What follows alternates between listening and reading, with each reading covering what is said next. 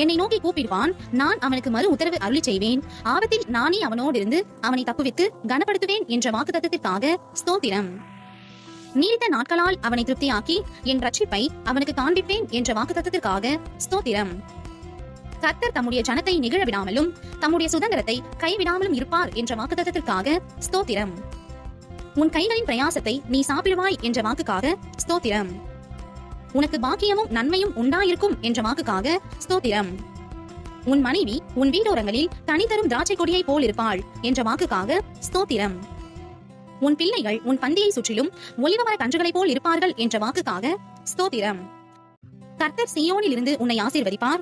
நீ ஜீவனுள்ள நாளெல்லாம் எருசலேமின் வாழ்வை காண்பாய் என்ற வாக்குக்காக ஸ்தோத்திரம். உன் பிள்ளைகளின் பிள்ளைகளை காண்பாய் என்ற வாக்குக்காக ஸ்தோத்திரம்.